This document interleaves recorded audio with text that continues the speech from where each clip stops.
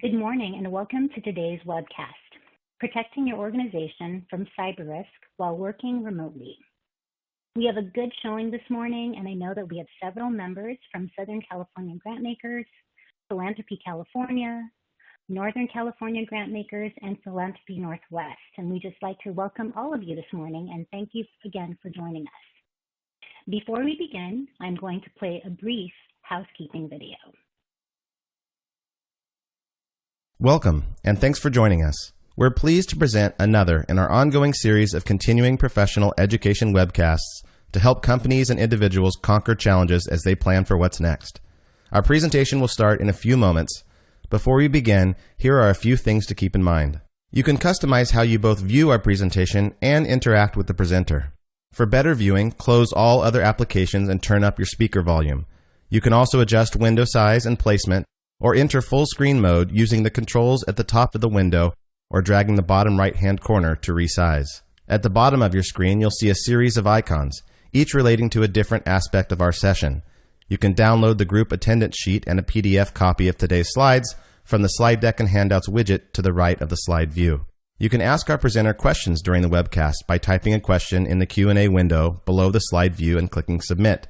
We'll do our best to answer all questions during the presentation or follow up via email. If you experience technical difficulty during today's presentation, refresh your browser by hitting the F5 key. Today's session will offer you 1 CPE credit. To receive credit, you must meet the requirements as specified by the National Association of State Boards of Accountancy. You must attend at least 50 minutes of the session and respond to at least 75% of the polling questions, which we'll ask throughout today's presentation. To respond to a poll, click the button next to your answer. We'll track your progress and alert you when you've earned CPE credit. You can then click the certificate icon in the CPE Progress widget to open a PDF file that you can save to your computer. Don't worry if you can't download your PDF certificate today. We'll email a copy to you in 2 weeks. If you're attending this webcast in a group, you must complete our attendance sheet to receive CPE credit. The attendance sheet is available in the slide deck and handouts widget. Please have all group members sign it and send only 1 sheet per group. Also note that CPE credit can be awarded only to participants registered as themselves and isn't available to participants who view the on-demand version. As a reminder, the presentation you're about to see isn't legal, investment, or accounting advice. We encourage you to seek the counsel of a professional service provider to apply this content to your specific circumstances. I'm pleased to introduce today's presenters from Moss Adams' Cybersecurity Consulting Practice. Francis Tam, Partner, and Michael Boanta, Senior Consultant. With that, I'll turn it over to Francis to get us started. Thank you, Pam, for the nice introduction and the video. Hopefully everybody's doing well within this environment. You know, COVID-19 is here. There are a lot of changes we're making in the world.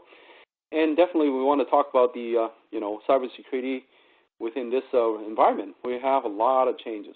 So today, learning objectives, as you can see, hopefully after you've gone through the whole webcast, you'll have some ideas how you can identify the cybersecurity risk for your organization. You have a thought process, maybe certain ways that you can keep your remote access, especially wireless networks and other devices, IoTs, Internet of Things, secure. Lastly, maybe you want to think about your cybersecurity policies and training. Before COVID-19, there are a lot of things that are, assumed to be safe because a lot of folks are on-site, paying more attention to all the security and controls. But now that we are all off-site, most of us are off-site, there are a lot of things that we need to contemplate about how we can change our cybersecurity policies and trainings. So hopefully this webcast will give you some ideas. All right, moving on. So before we go on, I would like to do a polling question. Over to you, Pam.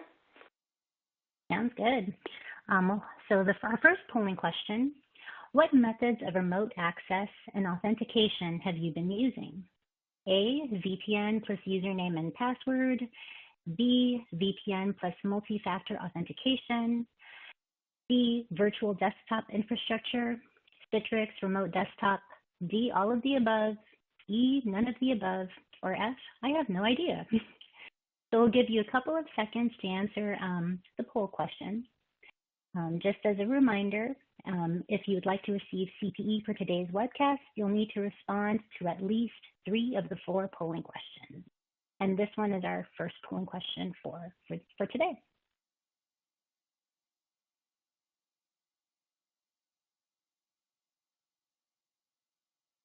So I'll just give you a few more seconds. And it looks like, yep, we've got almost a good amount of people who've responded so far. I'll give it just a couple more seconds. We'll just wait for a few more responses and then we'll close it.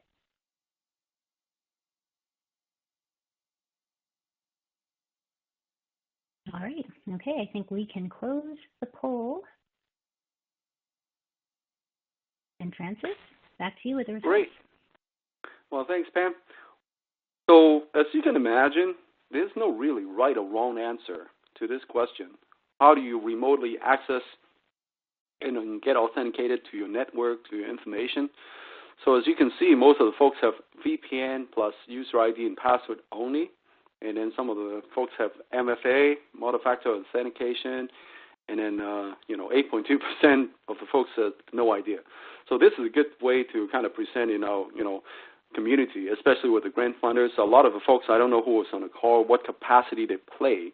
You may have the CEO type, you may have the CFO type, you may have the risk management type, you may have some IT people. So depending on your risk appetite, depending on what you accept in your organization about, remote access, this will be a good question for your IT people. So as you can imagine, if you only have a VPN and a set of credentials, what we call user ID and password, that may not be as secure as if you have a token, for example, an MFA. So, in our world, when you have a remote access, we always recommend, a combination, at least 2 of the 3. What you know, what you have, what you are. So a combination of those 2 would be more secure than only having one set. The VPN is good, depending on what kind of VPN you have too. Is it on your machine? Is it only a software that you only list certain people? But, as you can imagine, these days, a lot of the folks are working from home. They're using their home equipment, their own laptop, PC. It may not be a company-issued laptop or desktop. So that could be another challenge. So, and then for the folks who have no idea, so hopefully you can find out more about your, remote access and, what is your risk appetite? What do you want to do? What can you accept? So that would be something you want to consider as well. So moving on, so this is the next few slides. I want to kind of give a kind of landscape, IT landscape about cybersecurity overall, and so that you can see, hey, what is going on in the world, okay? So these are overall statistics. I'm not going to read every single line. So overall, 2244 hacks per day and blah, blah, blah. We all know how costly a breach can be. You read it in the news every day. I can't even kind of call out the breaches in the last few days. We basically have 1 or 2 big ones in a week or 2, and then some medium ones basically every day. So there are a lot of them. What I want to kind of focus on is the last 3. The average time to identify a breach in 2019 was 206 days. Then the average time for a hacker to gain access is roughly about 10 hours. Okay, and then the Internet of Things devices experience an average of 5,200 attacks per month. Why are those 3, to me, are more significant? Because the average time to identify a breach is 206 days. It doesn't mean that a hacker has got in only for 206 days. It just the average time for your organization to identify a breach. They could have been there for 506 days, 606 days. But the time it takes them to identify is 206 days. Why is that important? Because the main thing about these hackers, they are very patient. When they get in, they may not do anything right away. They may sit there to see, hey, am I getting any kind of attention? Am I getting any kind of notification? Am I getting any actions against me? They are very patient. So that's one thing, most of us are very well aware of. So keep that in mind. The average time for a hacker to gain access to outer networks, to what we call lateral movement, is about 10 hours. Again, this is a very well-known technique by the hackers. Within my group, there are a lot of ethical hackers. We know, hey, once you get in, you're not going to stay there. The hackers have no budget, no limitation, no scope limitation, no time frame. What they will do, they will try to get in and then pivot out to see what they can get to other areas they can access through that particular way to get in. So that's another very key thing. So you don't want to kind of limit to certain things. I want to secure this because once I secure this, the rest is okay because they're low risk. There's no such thing anymore. Internet of Things average in 5,200 attacks per month. That's another good thing to know because why? A lot of your centrally managed devices, firewall, router switches, load balancers, they may be very secure. But when you allow Internet of Things, maybe a fitness watch, maybe a tablet, maybe even a refrigerator, I guess you can call it, because some of these devices are smart now. They can connect to your environment, and they may not be as secure. They may not be patched up. They may not be have a application firewall on it. So they could be the ways to get into your environment through the back door, so to speak. So now we focus on the nonprofit statistics, right? 74% probably do not even use multi-factor authentication. I think that's pretty much coincide with what our polling question said. Only 38%, I think it was like 28% or something like that. So is using that. So that's something you want to consider if you think that, hey, I need to be more secure because a one-factor authentication is very weak. 60% of the nonprofits do not have or know of any organization cybersecurity and data privacy policy. Again, you should do it because the policy is the law of the land. If people do not have that, they will interpret whatever they think you want them to do themselves. 46% use wireless technologies. Well, that's kind of obvious because nowadays, who wants to still bring a wire? Who wants to use dial-up? Who wants to, have a wire trailing them, right? They want to use wireless technology. But then, as you can imagine, that also opened up a lot of gates for the bad guys to come in as well. What we call maybe even parking lot attacks. Right? People could be sitting in the parking lot of your company and see what they can get in through your wireless access points. 92% of nonprofits allow staff to access organizational emails and files using their personal devices. Again, that's pretty common. We use our iPhone, our Android phones, our tablets, our iPads to read our emails, maybe sometimes even accessing our information. So are these all secure? Are they pretty much, owned and managed and administered by the staff themselves? That's something you really have to look into. Remote and work from home employees. Well, this is obvious, right? With COVID-19, before COVID-19, everybody, pretty much the culture is, hey, we want to see you face to face, have a handshake. It may make it a little bit easier to manage, so to speak, because, well, the devices are maybe mainly used on site, on premise. You can pretty much control all the entry points and exit points. But nowadays, 80-90% of the people are working remotely. You must allow them to access information remotely, right? So that's a record number of people who are doing that. Are we ready for it? I can't speak for all the organizations, but a lot of them are not ready. Do they even have all the information digitized image already? Do they have it in a portal, share file portal that they can securely, authenticate people, the users who are going to access the information? Do they even have a backup solution? All the above, right? So that's something that's opening up a new can of worms when a record number of people are working remotely, and then the increase of reliance of VPN. And we will talk about some of the things that technically that you can do later on when Mike Boanta is going to present. Many devices that normally would not leave a corporate environment are now exposed to the internet, making it simpler for attackers to identify easy targets. That's very obvious, right?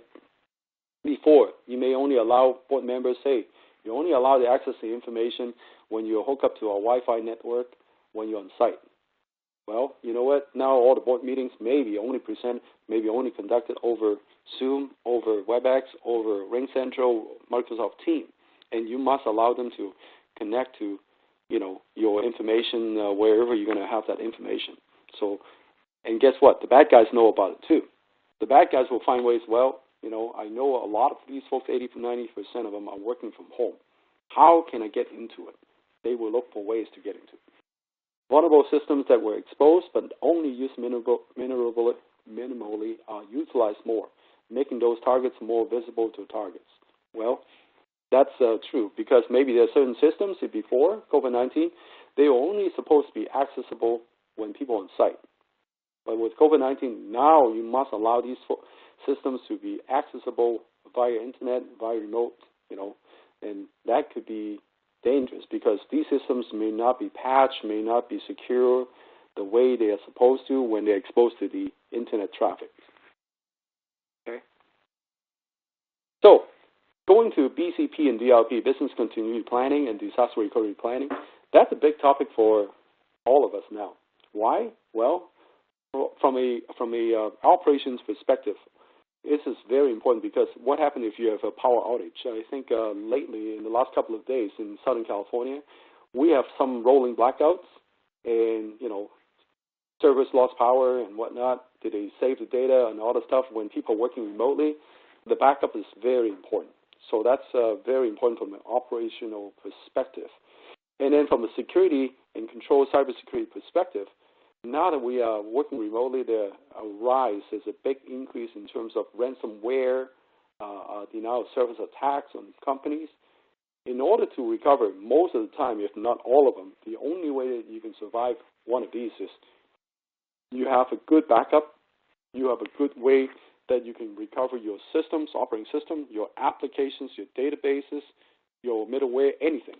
If you don't have it, you have to rebuild, right? So that's why the BCP and DLP is so important in our big scheme of things. So lack of a documented plan or lack of testing may expose your company to the risk of unknown, intricate logistics, and that will pretty much kill your response time. The testing part is very important because even if you have a very well-documented plan, unless you test them, sometimes you may not know some of these intricacies, interdependencies that you don't know until you actually exercise it. So that's very important in our, cybersecurity as well. Lack of a scheduled periodic test may hinder organizations exercising of their operations to adapt to the large-scale disruption of pandemic. Why is that the case? Because in the past, maybe you can survive if you only bring up a certain function, department, business process. Well, the rest, you have people on site, you can pretty much revert to paper trail, no problem. Now, almost everybody's working remotely, and you have the manpower that you can put together in the same place to overcome that with a paper trail? Probably not. So that's very important. How are you going to test it? Everybody's remote. Everything is electronic. Can you survive? Is your BCP and DLP are viable? You need to test them out so that you know. Okay, likelihood and impact.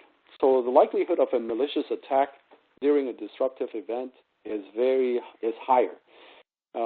So like I said, recently there's a rise in ransomware and DDoS attack, malware, all of them are rising. Why is that important? Why is it the case? Well, like I said earlier, a lot of the bad guys know that 80 and 90% of our people are actually working remotely. By working remotely, they must be given a way to access, to be authenticated information, right? So they will explore those ways, that you're giving your employees, your board of director people, all of the above. How can they, maybe mimic those guys, impersonate those people to access the information? So the impact of an attack can be higher now because the response and recovery times tend to be lagging now because employees are scattered. They're no longer in one central location. And, like I said earlier, before COVID-19, if you have a bunch of people physically in one location, maybe it's easier to overcome that when you can revert back to a paper system, maybe revert to maybe a hybrid system even. But if they are scattered, good luck. How can you get 65 people on a phone call? That's not going to happen very often. So organizations are becoming more and more reliant on IT systems when people are working remotely and trying to find ways to reach information. So even for your third parties, the green box there, quarantine or shelter in places policy, limiting IT teams access to servers and network devices. So even if you are using, for example, a co-location where your servers, your routers are running, if you have a problem, they may not allow your employees to be on site. So some of the third parties may be already doing that, and you have to consider that as well. So ongoing attacks. Attackers are opportunistic and will leverage instability to improve their odds of success. That's obvious, right? They are just like us. They are just like cybersecurity auditors like us. They are watching the news. They're watching the world's news. They're watching how this COVID-19 is unfolding, how people are reacting to remote access, how people are, conducting the business. They're very opportunistic, like I said. Sometimes they, try different ways. They may find a way to get in. They may have no luck, but they get in a little bit. They will sit there for a long time, maybe 3 months, maybe 6 months. And when your company changes, upgrade, version upgrade, doing some kind of changes, they will see, hey, now that they've changed something, did they patch some of the holes that they had before? Maybe they didn't do it. Then they will find ways to get in. So over the last few months, hundreds of fraudulent websites have been identified. They are dangerous. They are nothing more than a rogue website. They may impersonate off by one word, one letter, to lure your people to access and give away their credentials. Phishing emails, that is common, very common now. Michael Boanta will talk about that in a bit.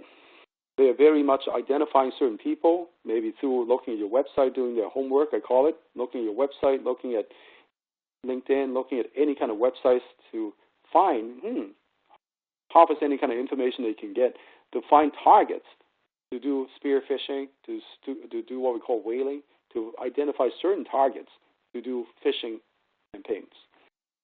Attacks targeting VPN devices and remote access portals. Again, even if you have VPN, virtual private network device going, even if you have remote access portals you think is safe, they may not be 100% safe. In our world, we have common vulnerabilities come up that could be very high one day, could be low next day, could be high again. Why? Because people will find ways to exploit them. Once they find ways to exploit them, it will be known by all these dark web people. Okay, they will know. So they will use these ways to attack your VPN devices, remote access portals, as they know there are ways to get in. Attacks in the cloud system misconfigurations, again, that's common.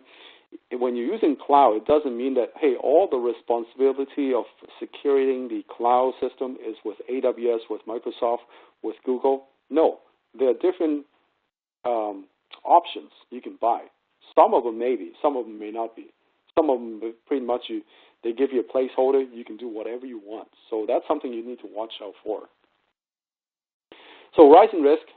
So in summary, all these factors of risk have risen because of the COVID-19. The likelihood of attacks is increasing because they know, the bad guys, they know that some of these guys who are monitoring your devices are not on site anymore. They are just like them. They're doing it remotely. They may not be 24/7 anymore. The impact of an attack increases because of the difficulty to upgrading, to patching, to administering some of these security controls. Right? The value of the systems potentially impact increases as they become central to all operations. Again, that's very self-explanatory. With that, Pam, next polling question. Yes, thanks, Francis. Yep, true or false? A risk assessment is only needed if you perceive you have sensitive information. And here are your two options, true or false. And so if I'll give you a few minutes to respond. Again, just as a reminder, to participate, please click the button next to the answer you choose and hit submit. We're using our webcast platform to kind of just to track for CPE purposes, so you'll need to respond to the polling questions using the webcast platform. So again, I'll give you just a few seconds to answer the poll question. For those of you that would like a copy of today's slide deck, you can download them from the folder that says slide deck and handouts to the right of the slide view. We will also be sending the slides via email after today's webcast. So let's see, I think, yep, I'll just give it just a few more seconds. I think we're just waiting for a couple more responses. I think almost everyone's responded, so thank you. All right, I think we're okay and I can close the poll question. So here we go, Francis. Good, good. Well, that's good to know. 97.6% of you said no. So a risk assessment is nothing more than a heat map of where is your risk in your organization, depending on the information you're storing, processing, transmitting, right? You may think you have no sensitive information, but I don't know if you, depending on business model, right? If you have any third parties, if you're servicing other people, if you're gathering other sensitive information from other people, that's something you want to consider.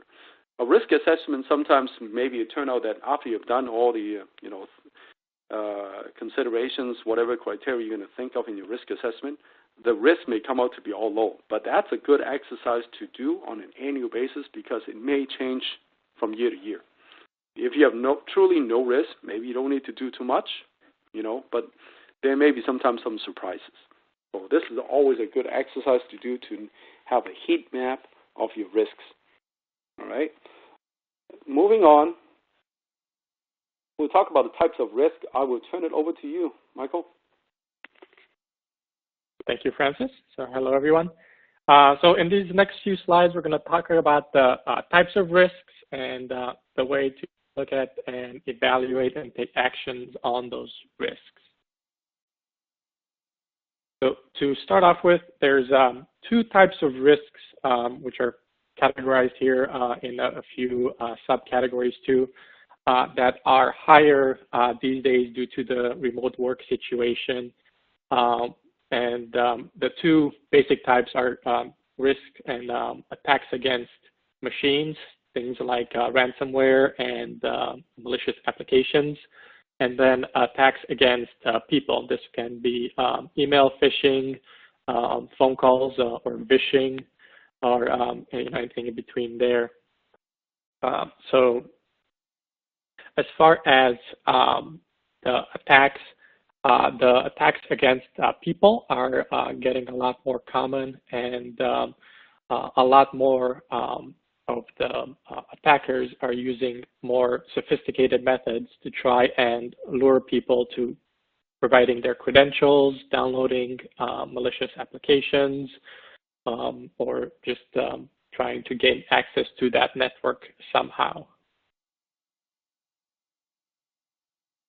One of the phishing methods that is used actually quite a lot and can be quite damaging is something along the lines of CEO fraud. This really is a attack that doesn't focus specifically on CEO. It can be anybody in a position of authority. And what they usually do is they'll get a domain name or an email address that is very, very similar to that of a person in the company that has some sort of authority, and they will email the employees trying to get them to do something malicious. Usually it's for financial gain. So a lot of the times they will ask for wire transfers or somewhere along those lines. One thing to remember here is as a manager, as a C-level executive, the communication channels and the way to disseminate information to employees is important and can help in mitigating this. Yeah, so for this one, I want to chime in here. So for the CEO fraud, this is very common. In terms of sophistication and technical skills needed, this is probably the least skills needed. And it's probably in most cases perpetrated by some people who are not as organized, who are not well-funded. What do? They kind of maybe do the homework, look at your website, look at some of the LinkedIn, to find out who may be the C-level people of your organization.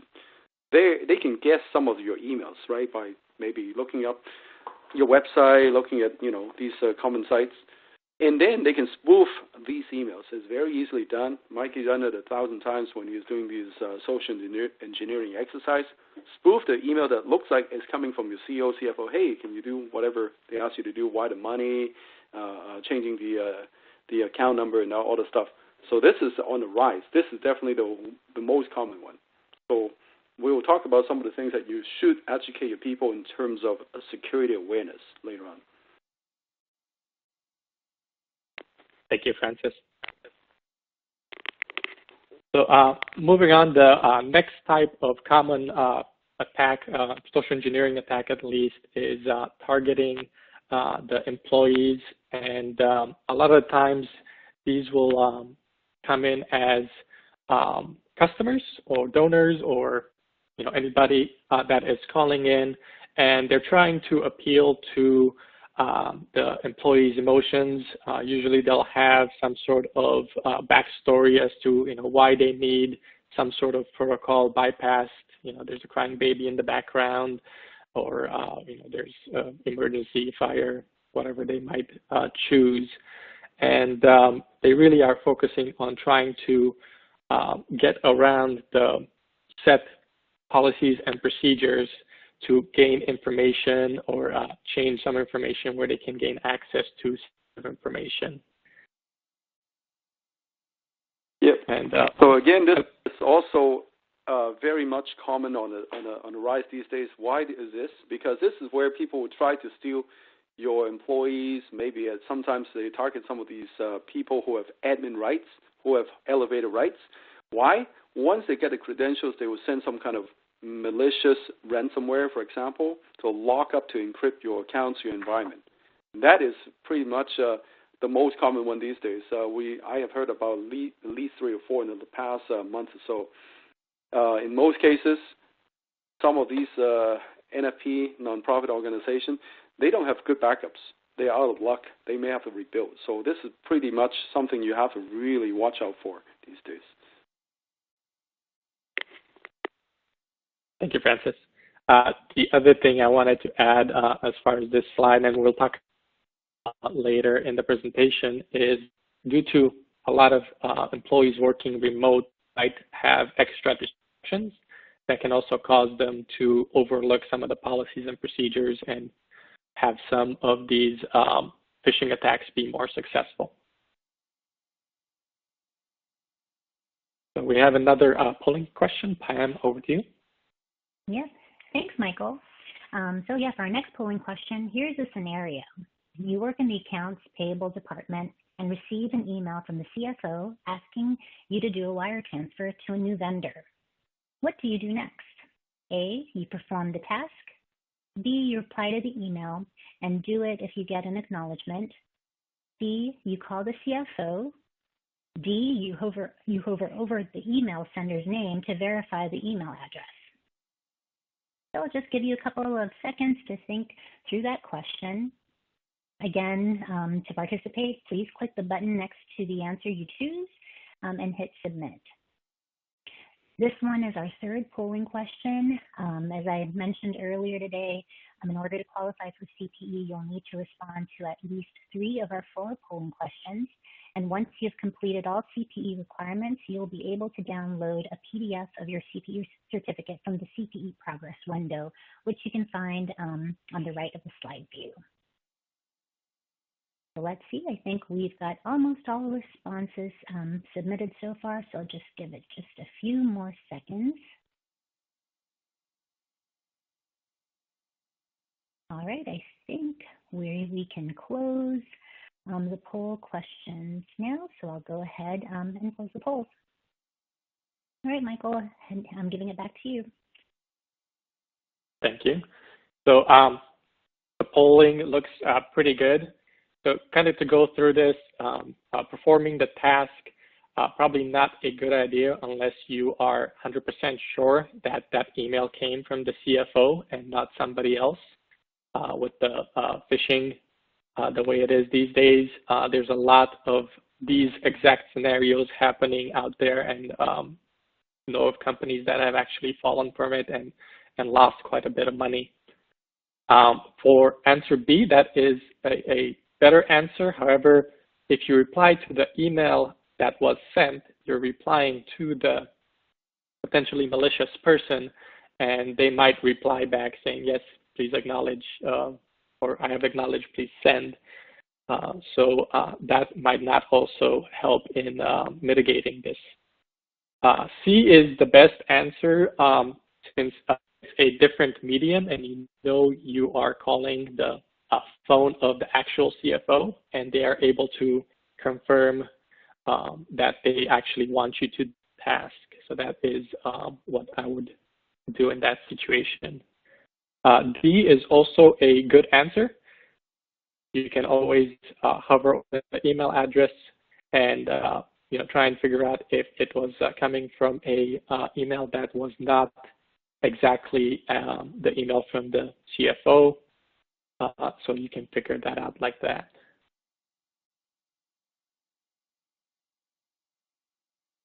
So moving on, as far as some items that you can do, obviously risk assessment, as Francis was mentioning, is one of the ones that's important.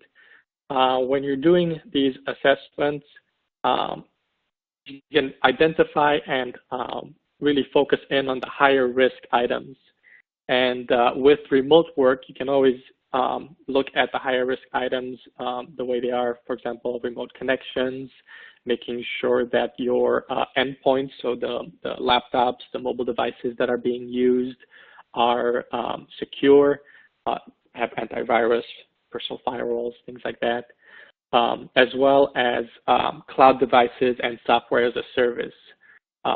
So we'll get a little more into that a little later, but those are good things to look at. Training is also important. This can be training for the employees as well as training for donors. So on the website, you could have a link for cybersecurity material and resources that can help them avoid these phishing attacks and other such attacks. The other portion is having some sort of system that can actually identify and either alert or actually prevent the intrusions or the malicious activity.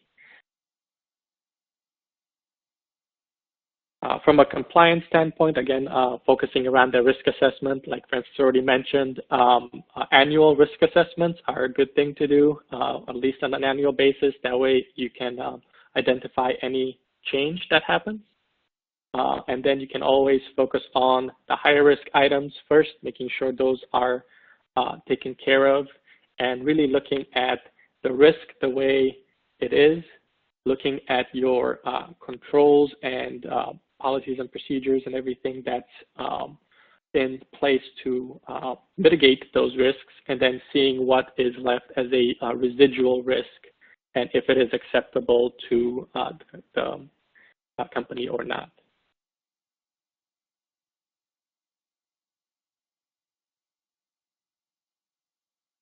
So as far as next steps, we're going to break this into a few sections. So we're going to go from top down, from C-levels to managers to employees and beyond.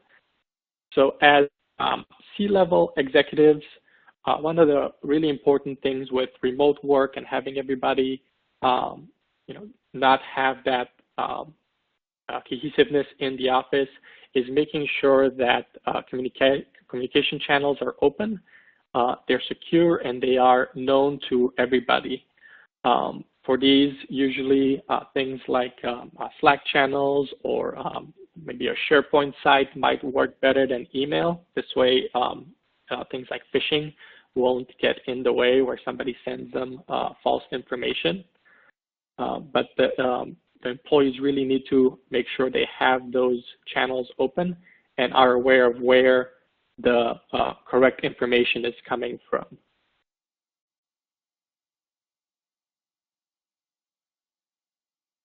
The second portion is keeping your teams engaged. With people working from home, they have more distractions, kids, pets, spouses, etc. So they can at higher risk, not policies and procedures, or allowing those activities that might be suspicious under other circumstances to actually happen. So it's really important to make sure that they are kept away from distractions. Obviously, this is hard to do with them being at home, but there are some ways that this can happen. So there's noise canceling headphones and places that they can be, and as a company, this can be something that can be integrated as a purchase program, or something where they can get resources that they need, as well as, again, those communication channels. They need to make sure that they can get to the right information, and they can get to the right people. That way they can get that information. The other portion is more technical as far as the solutions in place, making sure that they have secure laptops or working devices. The communication is also secure between their devices and the network or whatever endpoint they need to reach if it's in the cloud.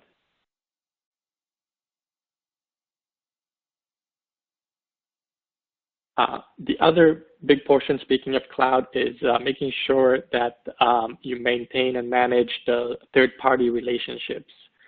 A lot of clients, a lot of companies are moving these days to cloud, to software as a service, and those need to be managed and monitored. SLAs need to be put in place, and especially with the security in mind, vendor reviews need to happen, so you can make sure you can figure out if they are actually following what practices they are saying they're following, and making sure that those practices are in line with the practices and policies of your company.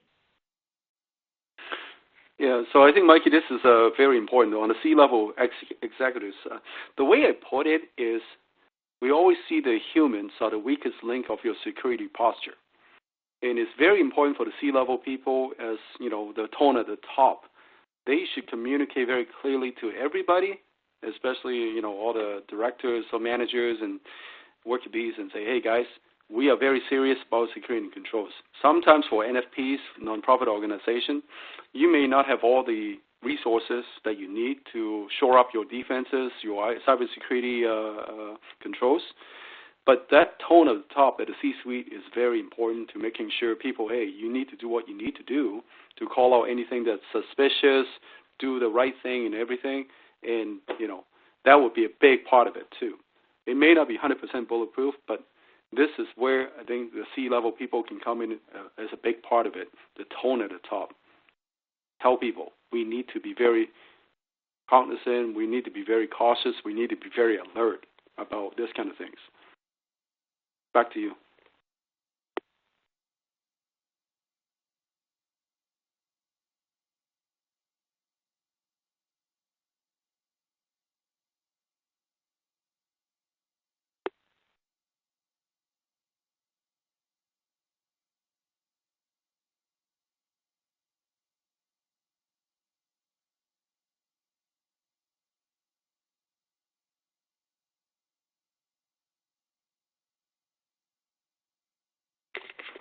So, Mike, you may be on mute. So the manager level, again, we need to ask everybody.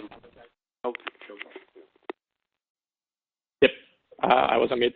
So for manager's level, it's really important to have clear and frequent communication with all employees.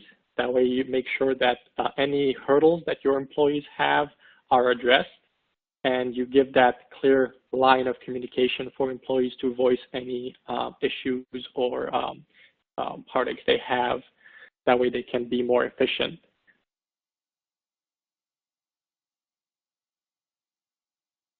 So with this, we have another polling question, Ben. Oh, great. Yes, this is our fourth polling question. Which of the following is not part of security awareness training? A, phishing training, B, fraud training, C, network penetration testing, D, review of information security policy. So again, please select your answer, and don't forget to hit the submit button just so that we can track your responses to the poll questions.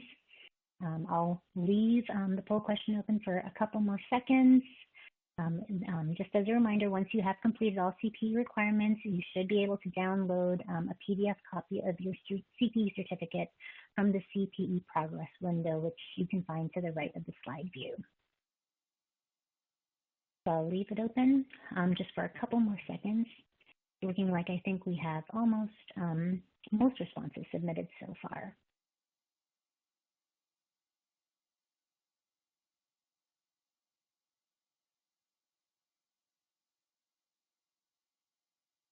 All right, I think I'll go ahead. I think we've got most of the responses submitted, so let's go ahead and close the poll question. All right, Michael, here are the responses. Okay, so looks like the majority of you guys got it. Network penetration testing is usually not a part of security awareness training. A lot of times they focus on phishing training, fraud, protection of personal information, reviews of information security policies, things like that. Moving on to the technology checks portion. So as far as having the tools necessary to prevent and mitigate risks from remote work, there's some things that can be done to help with this. First one is having strong passwords as well as multi-factor authentication. Francis kind of checked on this a few times during the presentation, but that multi-factor authentication really does help in mitigating phishing attacks where they try and steal credentials. The second one would be hardening of the workstations. So whenever possible, if they are using a company-owned machine, make sure they have patching enabled. That way they get the security patches installed. Make sure they have an antivirus application on there. For mobile devices, make sure that the same sort of protections apply. They have a passphrase or a PIN that is being used. The device is encrypted. That way it is more secure. Another portion would be logging and alerting mechanisms, making sure that your IT department is actually aware of any sort of problems that might exist. With the slide from Francis's portion previously, there's a lot of time, usually over 200 days, between when an attacker gets in to when a company actually detects that something happened. And having login alerting enabled and tested and working properly really helps in that. With also cloud services and software as a service, there's a lot of data that can be made public, such as Amazon S3 buckets, and making sure that you audit and lock down those services to where your employees can't even set, for example, a OneDrive document to public will help keep that out of the public view if it's sensitive information especially. For remote security, this is more of a at-home kind of slide. So when working at home, a lot of people will use wireless, like a wireless router. Most wireless routers can have two networks, a guest network and a regular wireless network enabled. I strongly recommend having that enabled and moving all those devices that are insecure, like IoT devices, kids' laptops, anything like that, to the guest network. This way they don't have access to the same network where your work laptop is, and they won't be able to access it if one of those devices get compromised. Having secure passphrases also is important with the right type of encryption. The standard these days is WPA2 or higher for password encryption for those wireless devices. When using VPN, just something to be aware of, there's a feature called split tunneling. What this does is when a employee accesses a company resource over VPN, the traffic actually goes over that encrypted VPN network. But if they are accessing something that is not part of the company, like a bank website or anything like that, it'll still go over whatever internet connection you have. It'll not have that same protection of the VPN. And a lot of companies will do this split tunneling feature just because it saves on bandwidth. If not, then all internet would go right over to the company servers and then back out. The other obvious section is making sure that you secure your device physically. So if you are in a public place, make sure you take your device with you. Don't leave it there. Even if you lock the screen, somebody can still plug in a USB device and have remote access later on when that device is unlocked. Yeah, so on that last point about the remote access, I think one thing that we hear from our clients of the challenges of that is nowadays when a lot of the folks are working at home or remotely, they're not using companies issue devices, laptops, workstations anymore. They are using the home devices, using the home Wi-Fi access points and all the stuff. Some of those things that Michael was talking about may be hard to enforce because they're not company-issued device. How can you audit them? How can you enforce them? That could be a challenge. So again, hopefully you can kind of look at these things that we suggested, find a way that you can ask these folks and say, if possible, do an audit of their devices, if possible, maybe help them to patch up, harden their devices. That's the best you can do. I mean, for my home device, let's say I have a Wi-Fi access point, but then because of the range, I have to add a Wi-Fi extender. And then my sons are always finding ways to bypass some of the controls I have in my main Wi-Fi access point. They're very creative. So hopefully your employees are not as creative as my sons. So there are many ways that you may not even see, right? As if you were on site. When they're working from home, you don't have a camera overlooking what they're doing. So those are the things that you may have to watch out a little bit more. How can you enforce them? How can you help your employees when they're working remotely to shore up their defenses? Back to you, Mikey. Thank you. And as Francis was mentioning, one of the things that you want to make sure of is that employees don't install any suspicious applications or software on their devices, whether it's their own devices or company-owned devices, because that does introduce extra risk.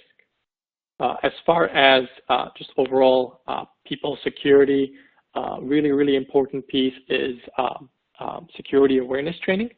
That way you make sure all the employees know of the potential risks, they know of what to look for, such as emails, suspicious links, anything like that. Also, it's very important to keep reinforcing to everybody to be extremely skeptical and suspicious of emails, especially if they seem either too good to be true or have a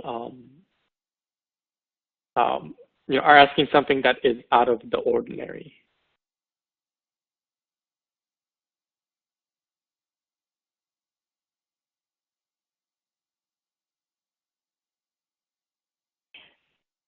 Great, Michael and Francis. It looks like we do have a couple of minutes for questions. So I'm looking at some of the questions that were submitted. One of the questions that was asked is, does working remotely from a foreign country using reliable Wi-Fi during vacation increase risks of breach drastically? Michael, do you want to take that question? Sure. That one's, the key word there is drastically. It really depends on where you are in the world. Countries, for example, like China, they actually decrypt all your internet traffic and inspect it before sending it on. So it really depends where in the world you are on that. Same thing with reliable Wi-Fi. Reliable, I usually think more of a availability rather than security. But you always have to think who else is on that Wi-Fi and who else is downstream of that connection that might be able to intercept your traffic. Using a VPN definitely, but overall, it's still, I wouldn't consider a higher risk except situation. Yeah, so I think this is where you can consider ways that you can help out to secure the data, the encryption and whatnot, but nothing is really 100%. So you got to be aware of your environment, especially when using a known Wi-Fi. Great. And earlier, I think we also, just because I know there's just several acronyms that are being used as well, right? So Francis or Michael, can you, someone had asked the question, what does DDoS mean or stand for? I don't know if you wanted to elaborate on that. Sure. So DDoS or Distributed Denial of Service. So what that does is usually a hacker or an attacker will compromise a lot of systems, thousands, if not more. They will be using those systems to connect to a website or a service that they want to disrupt service to. And all those systems repeatedly asking for basically a web refresh will cause a lot of traffic. It'll crash it for everybody else. That way you can't access it.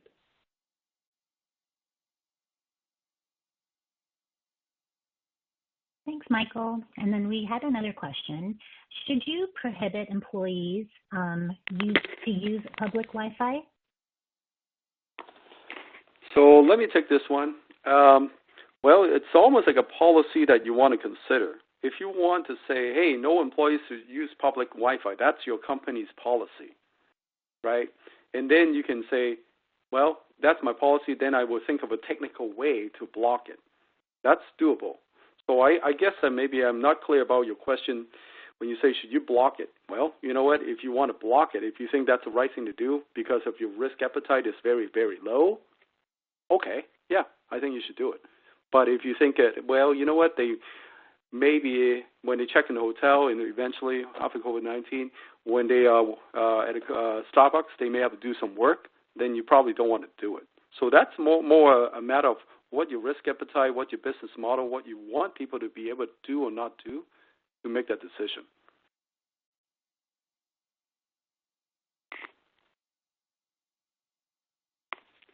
Right? All right. I think we're pretty good. I think we're kind of close to time, and I just needed some time to kind of wrap a couple of things. Again, if you did submit some questions, I think we had a couple more come in. We will follow up with you after the webcast. So I just wanted to say thank you to Francis and Michael for a great presentation today, and thank you to all of you for joining us today. As a reminder, if you attended today's presentation in a group and would like to receive CPE credit, you must complete the group attendance sheet found in the slide deck and handouts window to the right of the slide view. If you participated as an individual and met all certification requirements, your certificate is available to download now in the CPE progress window to the right of the slide view. I'll keep the webcast platform open for a couple of minutes just to give you some time to download your CPE certificate. If you have additional questions, didn't get a chance to submit anything through the platform today, but then maybe afterwards you have some additional questions that come up, you can find Francis and Michael's contact information here in the slide deck. It's included here, so feel free to reach out to them with any of the additional questions you might have. Also in the slide deck, we included a couple of a variety of resources that we think might be useful for you, including a cybersecurity checklist for remote work, which we have posted on our website, and a link is included here in our slide deck. And we also have several COVID-19 resources on our website, which we've also included in this slide deck just for easy reference. And if you'd like to sign up for any additional upcoming webcasts, we've also provided a link here. Feel free to view that information and just check it out at your convenience. And then finally, here's a link to an online survey where you can provide feedback for today's presentation. Please take a moment to complete the survey as your feedback is very important to us. Thank you again for joining us, and we hope you'll join us again next time.